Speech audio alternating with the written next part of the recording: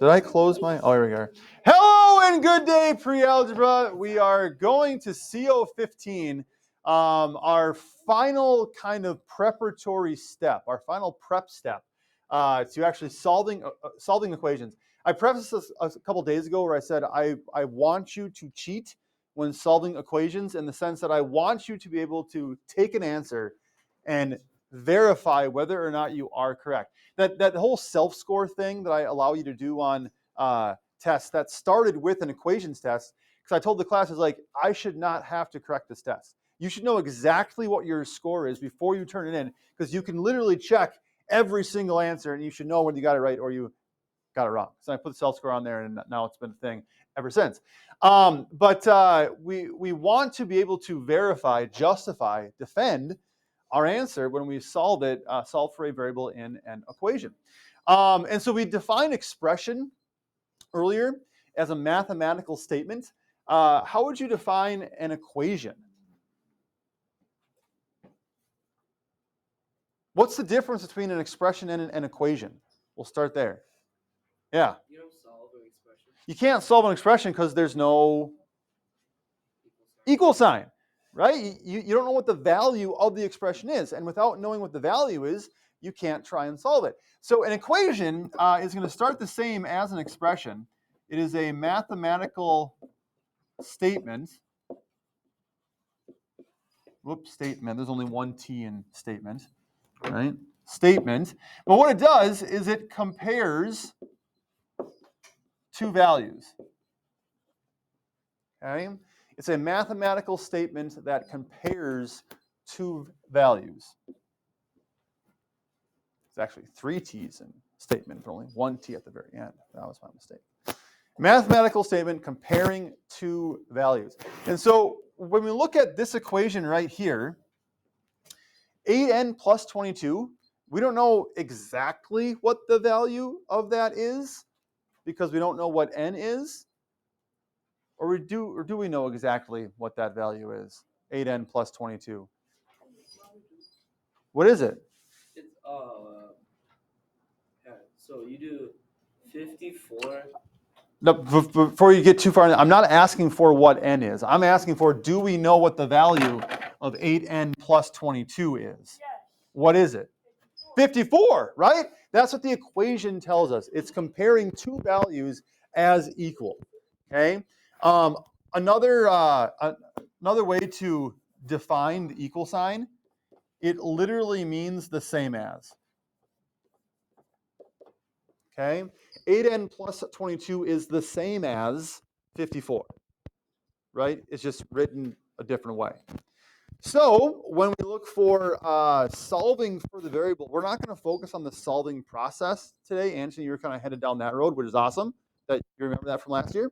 But instead, I give you three values, and all I want you to do is tell me, can n be that number? Can n be 1 in this particular equation? Why not? Nolan. Nolan says nay. Why not? Because n would be 1, and if you times 8 by 1, that's 8. Plus Right. 2 is not 54. Exactly. To test whether or not n can be 1, we're going to plug that 1 in for, or plug that n in for, no, plug the 1 in for n in the equation and see if it works. If we plug in 1 for n, it becomes 8 times 1. Remember, the operation between the coefficient and a variable is we're multiplying there. 8 times 1 plus 22, does that equal 54? No. Okay? We don't really care what it equals necessarily. We just care that it doesn't equal 54. That means that n cannot be equal to 1. That it's not the correct solution. Okay? How about 7? Can n be 7? Raise your hand. Take a little bit to think about it. Raise your hand if you think that yes, n can be 7. 1. Raise your hand. Yes. Oh, no. No. Change your mind. No. Raise your hand if you think no, n cannot be 7. Keep your hand up if you're willing to defend your stance. Tristan, why can't n be 7?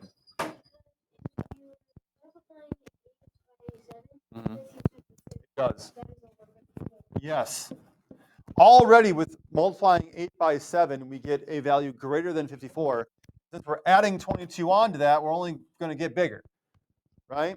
8 times 7 is 56 plus 22. We don't really care what it is. We just know it's not 54 because that's the goal number we're trying to hit right now. Okay.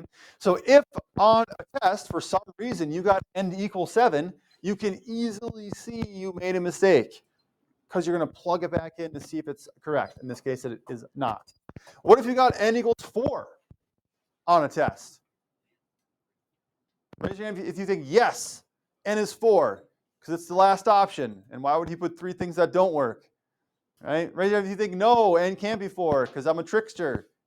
Happy Halloween. Okay? Those that said, yes, n is 4, you are correct. Because when you plug in 4 for n, you get 32.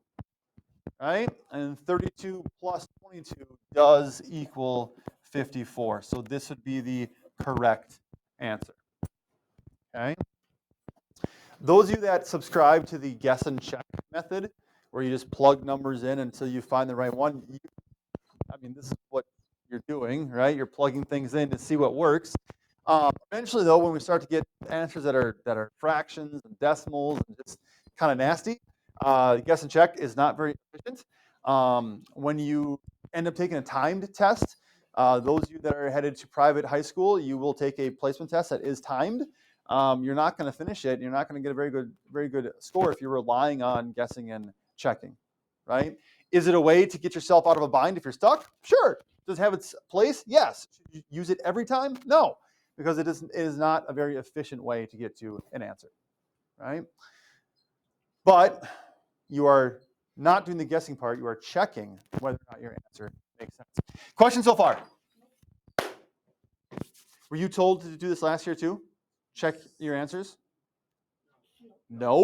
No. Well, maybe, but I think we just all forgot. Yeah. Yeah, the checking of the answer is, what's this yellow border? Do you see that? Is that new? Like the highlight thing. Like next to the Next to the big B.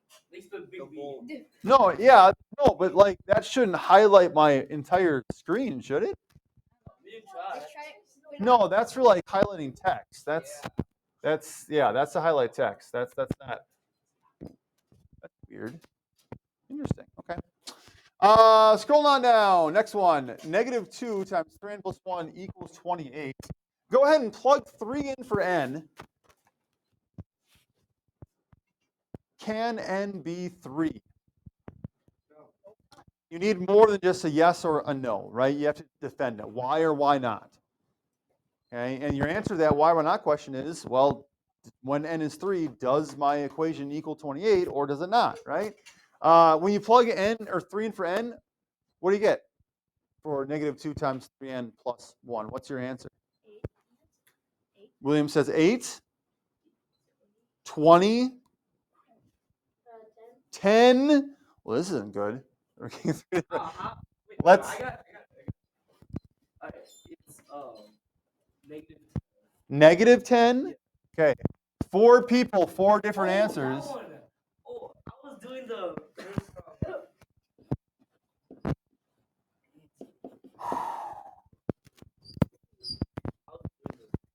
Early retirement, Anthony. That is where you are sending me. Early retirement.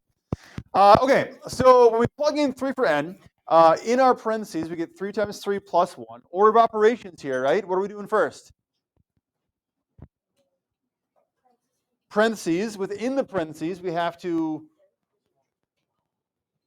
multiply, right? So we get -2 times 9 plus 1, which gives us 2 times 10,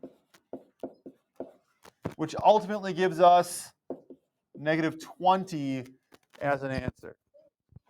Okay. Yes, we were close. We were right on it. So can n be 3? No, because we were looking for 28. -20 is not equal to 28. Right? Therefore, n cannot be 3. How about -5? Plug it in, do the math. order of operations, justify your answer. Can n be -5?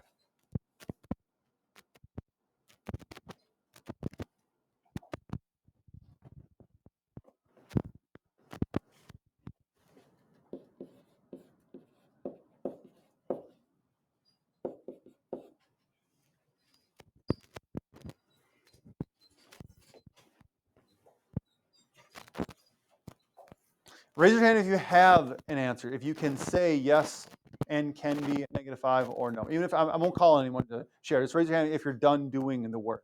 I don't want to move on if people are still calculating. But if you've come up with an answer, then just put your hand up so I can see where everyone's at.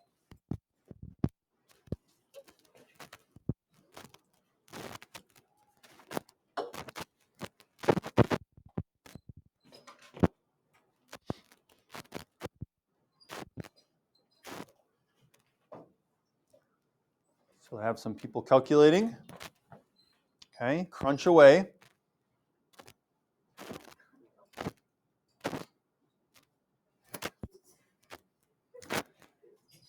Okay, all right. Raise your hand if you say yes, n is -5. We're, oh my gosh, we're on this one. Yes, Anthony says yes. Adrian says yes. Raise your hand if you say no, and is not -5. Let's take a look, shall we? Within our parentheses, that's where we have to start, right? 3 times -5 is a -15. So we get -2 times -15 plus 1. What's -15 plus 1? Adrian? -14. So if you put -16, whoops, you went the wrong direction, right? Just hum the whoopsie-doo song quietly to yourself there. We are adding, so we're going to the right. We're getting closer to 0. So -2 times -14 equals a +28, which is exactly what we want. So yes, indeed, n is -5. N is -5. Do we have to test the last one? I mean, can n be 2 different things? No. There are some types of equations where it can be, not this type, right? If you've got one variable in setup like it is here, you're only looking for one answer. Once you find it, then you're done. Okay? Once you find it, then you're done. But that is how to cheat in math. When you solve an equation, you come up with an answer, plug it back in. If it works, you got it right. If it doesn't, you got it wrong. Or you made a mistake somewhere in your calculation, which is why calculators are a good tool to use when checking an answer, okay? Because they don't make mistakes. But there you go. Your homework for tomorrow is to kind of do the same thing we've been doing. Decide if the given value for the variable is a solution to the equation. So the given value is what's in bold, okay? And the equation is what comes after that, the thing with the equal sign, right? So for this first one, you are to decide if 3 is a solution to the equation. So you plug in 3 for n, and you decide, is 3 minus 13 equal to 10? Tristan? It is not, because if 13 were on the left, it would make it equal to 10. But since the 3 is on the left, it'll become a negative number, -9. Excellent explanation. 3 minus 13 is equal to -10, which is not equal to +10. So no would be your answer for that one. 3 is not a solution to that equation. You cannot simply put yes or no for your answers. You have to show me the work on how you got there. This would be the work on how you got there. You plugged it in, right? Then you checked. You solved it, okay? So for the next one, the given value is -12. Your equation is n squared minus 2 equals -146. Because that 12 is negative and we're squaring it, we have to have it in the parentheses. It's an order of operations thing, right? We're squaring a negative value, so we need a negative times a negative. So first, you're going to write that out with -12 plugged in. What is negative 12 squared? Negative 12 times negative 12. Adrian. 144. Positive or negative? Positive. Positive, right? Because you have that negative times a negative. It's positive 144. I forgot the negative sign here in the 146. Negative 146. So positive 144 minus 2 equals negative 146. 144 minus 2 is 142. Is that equal to negative 146? No. So this would be a no as well. But that's the work that I need to see there. Okay? Plug it in, do the math, work it out, and then make your ultimate decision. Questions on what I'm asking you to do here? Any you want to do together? Because we have time and this is fun. Anthony. Can you use number 8? Sure. Give it value of 8 and then a whole mess of an equation after that. But we're just going to plug it in and see what happens, right? So we're going to take that 8. We're going to plug it in for n.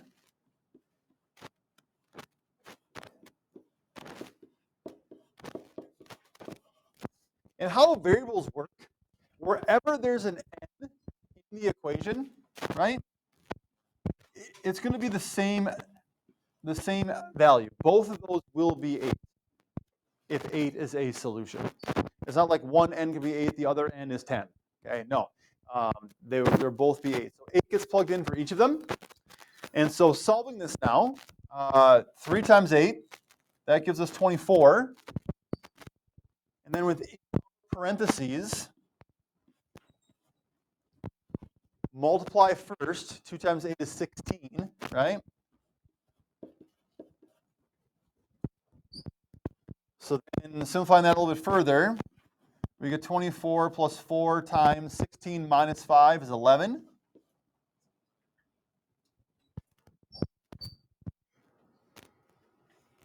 Now multiplying 4 by 11, we get 24 plus 44.